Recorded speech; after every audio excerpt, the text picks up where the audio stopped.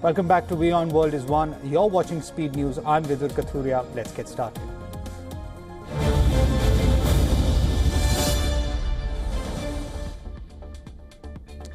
Ukrainian President Volodymyr Zelensky says Russia has concentrated its largest assault forces around the eastern city of Pokrovsk. In this nightly video address, Zelensky described intense fighting as Russian units pushed into several neighborhoods, but failed to seize control of the city.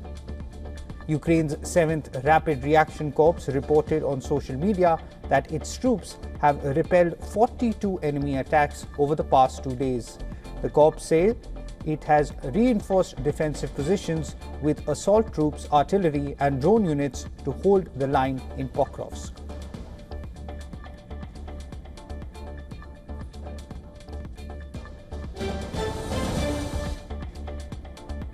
Polish security authorities have confirmed the detention of 2 Ukrainian citizens on suspicion of espionage for foreign intelligence services.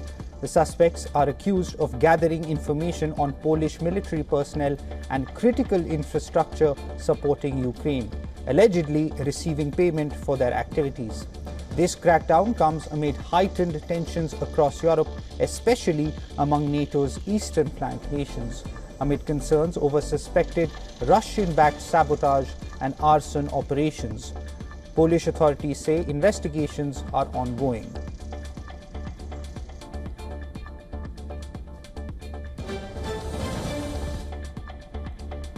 North Korean Foreign Minister Choi Son-hui met with Russian President Vladimir Putin at the Kremlin, discussing ways to strengthen cooperation between their countries. This meeting follows concerns over growing military ties, with North Korea reportedly supplying Russia with soldiers and artillery for its war in Ukraine in exchange for Russian military technology. Choi has also held talks with Russian Foreign Minister Sergei Lavrov, reaching agreements on global issues.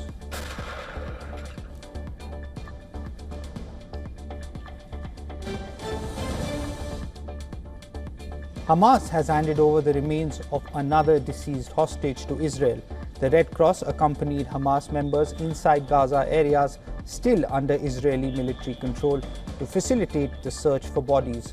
The convoy carrying the remains arrived at Israel's National Center of Forensic Medicine in Tel Aviv. Under the ceasefire agreement, Hamas is to return 28 deceased hostages, with 12 still awaiting transfer. Israeli officials and representatives of the October 7th hostage families have urged Hamas to speed up the process, which has slowed since the release of 20 living captives.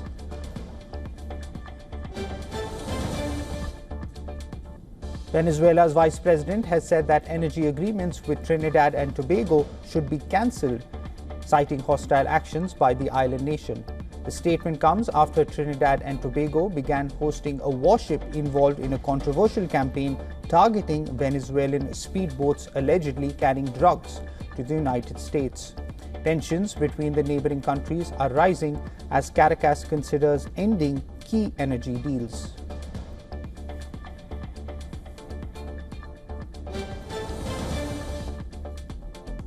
In Port of Spain, Trinidad and Tobago's Foreign Minister Sean Sobers has said that the presence of the US warship USS Gravely is welcomed and shows that the United States remains a strong partner.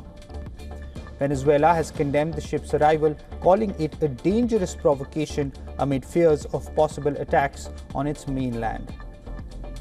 Foreign Minister Sobers emphasized that Trinidad and Tobago has no issues with Venezuela, seeking to calm tensions between the neighboring countries.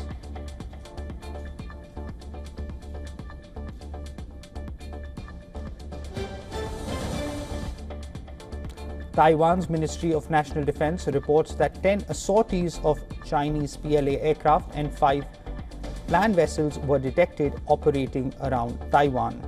8 of the 10 aircraft crossed the median line and entered Taiwan's northern and southwestern air defense identification zones. Authorities say the situation is being closely monitored and appropriate responses have been taken to ensure national security.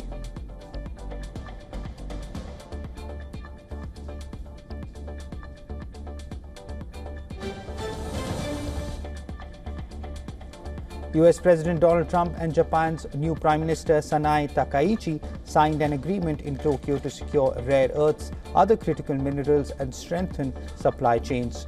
The meeting came a week after Takaichi became Japan's first female leader and pledged to accelerate a military build-up. Trump had a lunch with Takaichi at the Akasaka Palace, where the late Prime Minister Shinzo Abe in 2019. He will also meet business leaders in Tokyo before heading to South Korea for talks with Chinese President Xi Jinping, aimed at a potential trade deal between the world's two largest economies.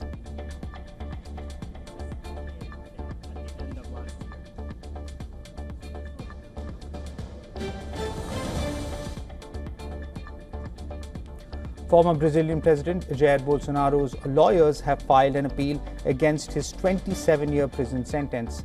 The sentence stems from a failed coup attempt following his 2022 election loss.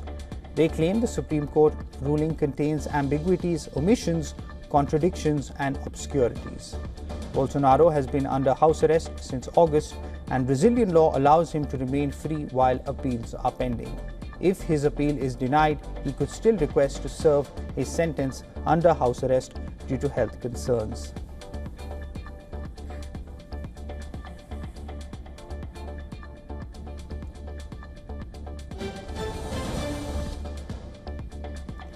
King Charles has faced a rare public confrontation during a visit to Lichfield Cathedral when a heckler shouted questions about Prince Andrew's ties to convicted sex offender Jeffrey Epstein. Witnesses say the man called out to the king, asking how long he had known about Andrew's connection to Epstein and whether he had asked police to cover up for his brother. Prince Andrew recently agreed to stop using his titles, including Duke of York. But pressure continues to mount on Buckingham Palace and the British government to formally strip him of his princely status and royal residence, following renewed scrutiny over his association with Epstein.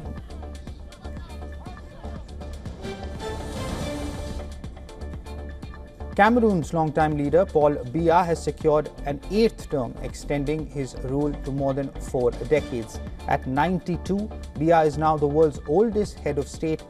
Official results from the Constitutional Council show he was re-elected with 53.66% of the vote, while former government minister Issa Chiroma Bakari came in second with 35.2%.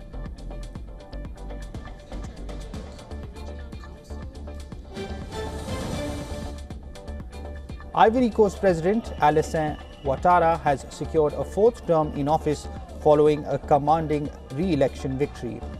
Ouattara won nearly 90% of the vote, an outcome widely expected after his strongest challengers were ruled ineligible to run.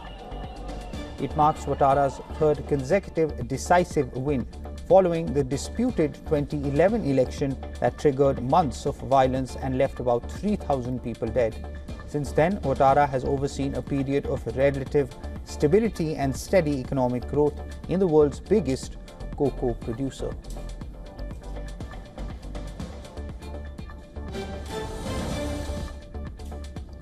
At least 4 people have died after a migrant boat sank off the Greek island of Lesbos. Greek authorities are searching the waters as many remain missing. So far, rescue teams have pulled 7 survivors from the sea, all reportedly from Sudan. The search continues under difficult conditions with strong winds and high waves hampering operations. Officials say it is still unclear how many people were on board when the vessel went down. But survivors told rescuers that the boat began taking on water shortly after departing the Turkish coast.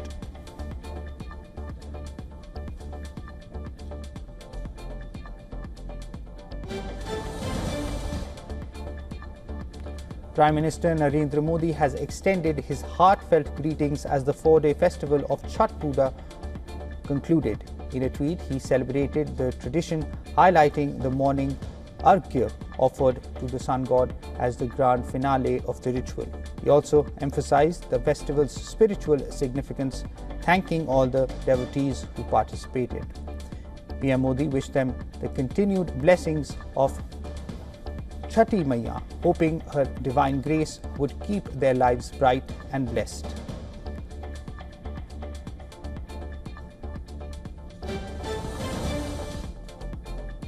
As cyclone Montha approaches, Andhra Pradesh and Odisha have been placed on high alert, prompting precautionary evacuations and preparations for post-landfall recovery. Weather authorities warn of rough seas along the Andhra coast from Nellore to Srikakulam, with waves expected to reach 2 to 4.7 meters as the system strengthens into a cyclonic storm. Coastal areas are forecast to receive a light to moderate rainfall with heavy to very heavy showers in some regions. Residents are urged to stay vigilant and follow official advisories.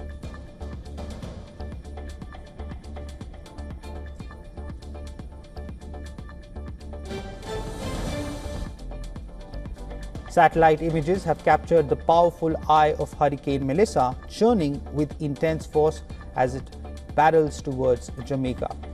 Time-lapse satellite footage shows the storm rapidly strengthening into a top-tier Category 5 hurricane, the most severe on the scale, as it roars across the Caribbean. Forecasters are warning of catastrophic flooding and devastating winds, urging residents to seek shelter immediately. Meanwhile, authorities in Jamaica say coastal communities are expected to bear the brunt of the impact. The principal director of the Weather Service of Jamaica says residents along the coastline are going to be most impacted.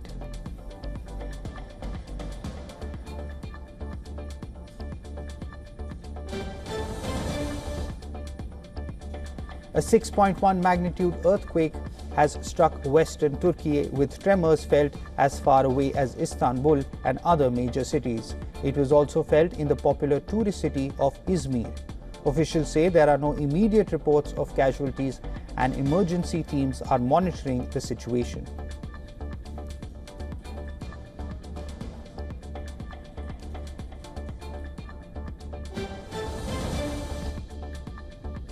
Social media giant Meta recently launched posts that are automatically archived 24 hours after being uploaded.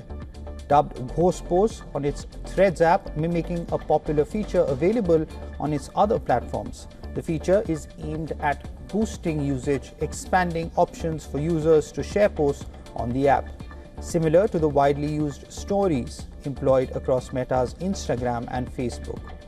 Users can create this type of post by toggling the ghost icon in the post creation menu, and the post will appear as a grayed out dotted chat bubble in their feed to distinguish from their regular posts.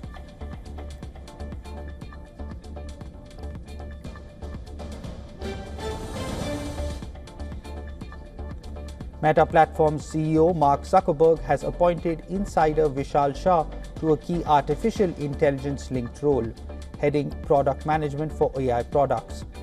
The move underscores big tech's focus on the booming technology, directing resources and top talent towards AI development. Shah was in charge of product management for Instagram at Meta for over 6 years, before becoming vice president of Metaverse, the company's concept for a three-dimensional virtual world, in 2021.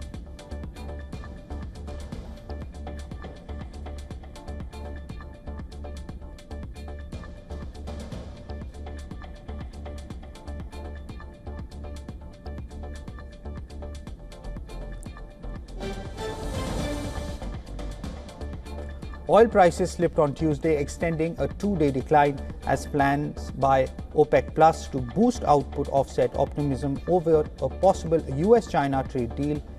Brent fell to nearly $65.5 a barrel, while US crude dropped to $61.3. Reports show the producers group is considering another modest output increase in December. Expectations for a trade agreement between President Trump and his counterpart Xi in South Korea helped limit some losses. Analysts say sanctions on Russian oil majors Lukoil and Rosneft continue to add uncertainty on crude flow.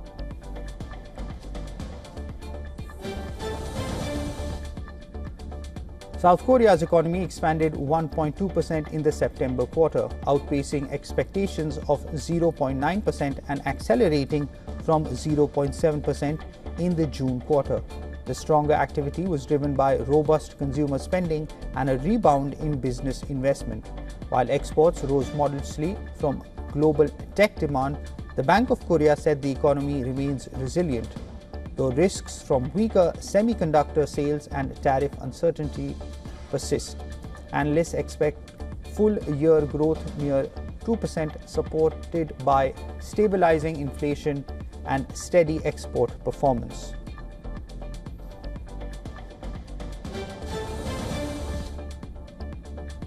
Asian stocks took a breather from the record-setting rally on Tuesday ahead of key earnings reports from mega-cap technology companies and policy announcements from major central banks this week. Tech stocks were also in focus after a Reuters report showed that Amazon planned to cut as many as 30,000 jobs.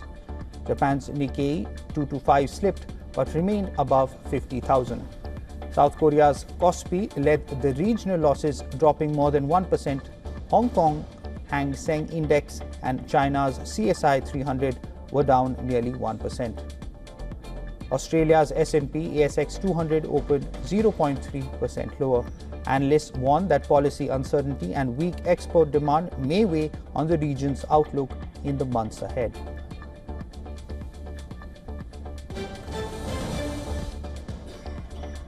In sports, Shefali Verma has been named as a replacement for the injured Pratika Rawal in India's squad for the remainder of the ICC Women's ODI World Cup. The 21-year-old, who last played an ODI for India in November 2024, will be available for selection for the semi-final against Australia on Thursday.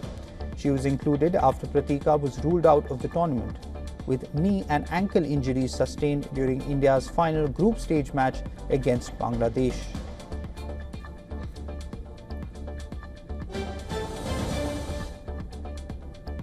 In a major blow to Napoli's Serie A title defence, midfielder Kevin De Bruyne is set to remain sidelined with a hamstring injury until early 2026. The Belgian was hurt while scoring a penalty in Napoli's 3-1 home win over Inter Milan on Saturday.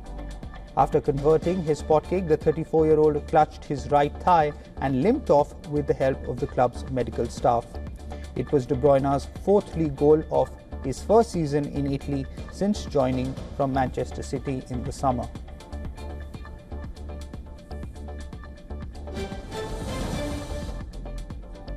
Italian giants Juventus have parted ways with their manager Igor Tudor. The decision comes following their defeat at the hands of Lazio over the weekend. The Croatian took charge in March, replacing Thiago Motta, but the 43-year-old has overseen an 8-match winless run that has left Juventus 8th in the Serie A table.